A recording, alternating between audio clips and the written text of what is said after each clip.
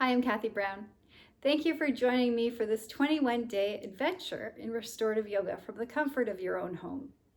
Restorative yoga has always been a passion of mine. In fact, it's what brought me to yoga in the first place, even though I didn't necessarily realize it at the time. It was that 10 or 15 minutes at the end of the class where I could lay down on my mat and just relax and let go and rest. That is what I crave. That is what I look forward to with every class. No matter how hard I worked or how much I could or couldn't balance, it was that last 15 minutes where my body could just release and let go. That's basically what restorative yoga is. Restorative yoga is basically your Shavasana pose, but instead of just laying flat down on the ground, which there's nothing wrong with, that's a beautiful pose on its own, we are assisted with props. The props add that extra layer of feeling comforted, feeling grounded, feeling secure, feeling centered, feeling calm. So what I'd like to do here today for you is I have pulled out all kinds of different yoga props that you may have at home. You may have your own yoga props. The yoga props aren't needed for this course. I'll do another video for you and upload it showing you what you can use around the home instead of using regular yoga props for some of these. There's also a blog post on it. Feel free to read that there as well. But these are some of the things that I will be using throughout the practice. The first thing I want to show you is blocks. There's two different types of blocks you can get. You can get your nice cork blocks. You can get your nice foam blocks. You can also get some wood blocks too. I've seen those, and those are pretty nice. Cork blocks I actually love for my yoga practice because they're antibacterial, antimicrobial, and all those nice non-germy things. The cork is naturally like that.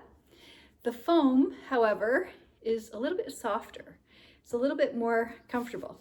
In a restorative yoga practice, you may want to lean towards foam versus cork. Choice is yours. If you have blocks at home already, use what you have. But just keep in mind, this might be a little bit harder. This is a little bit more comforting, a little bit more soft. Both work perfectly. The other thing I want to show you, and this is kind of fun, are your blankets. So these are your traditional yoga blankets that you would find perhaps in a yoga studio. You know, your Mexican blankets. You can purchase these on Amazon. Mine I didn't get off of Amazon. I got from a teacher that I had, so I don't know the quality, the thickness of the ones on Amazon. What you want to look for is extra thick because you want them nice and stiff. And these are perfect blankets. Again, if you don't have a Mexican blanket, don't worry about it. I have a little bit too many blankets here. My next blanket is just to show you, if you ever go to Mexico, grab yourself a Mexican blanket. They have all kinds of street vendors, markets, things you can go to. Just make sure you do it through your resort and don't go wandering off in Mexico. But the time I went to Mexico, I want to make sure I got myself an authentic Mexican blanket. Very similar to these, but it's a little bit thicker. The weave's a little bit closer in here, so it's a little bit heavier, a little bit more substance to it. It works perfectly for, wrapping yourself up in restorative yoga. Again, you don't have to go to Mexico before you take this course. Lots of options here. There is a link, a post in this section of where I've purchased my yoga props from. Half Moon, they have these really, really nice cotton blankets. To be honest, I don't know where, bringing Mexican blankets into a yoga studio, where that came from, where that tradition came from. And I don't know why they don't lean more towards these nice organic cotton ones. These ones, they're not as thick. They're a little bit of a thinner blanket. So for restorative yoga, these ones would be really nice for like covering up or for rolling. And if you happen to check out the Half Moon website, Half Moon yoga website for the props, that's where you'll find these. That's also where I got my cork blocks. I got some from Half Moon and some from Manduka. This one's a Manduka one right here. Again, my favorite yoga places to buy props are in a section in this section in the section. Now, if you do not have the cotton blankets from Half Moon, if you're not planning a trip to Mexico, and if you're not shopping on Amazon anytime soon, the little blankets that you have for your couch, like your little throw blankets, are also perfect. You'll want to maybe grab maybe 3 or 4 of these if you have them around the house. Different thicknesses. Again, this one here is pretty thin. It would be similar to like my Half Moon blanket, where I would use it to cover myself up. I do have a slightly thicker one on my bed upstairs. That would be better for using more of a prop when we roll them up and use them for different things. So those are your blankets. Again, grab what you have, take what you have from home.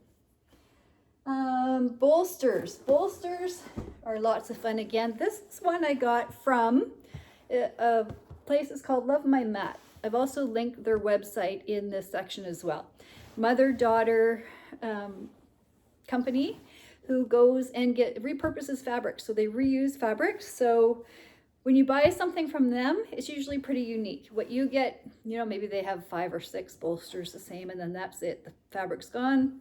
You have a one of a kind. So this is my personal bolster that I use all the time. It's my favorite. Love My Mat. And then the other thing is you're gonna want 1 to 3 of these little pillows. So these are, again, just your little pillows from your couch.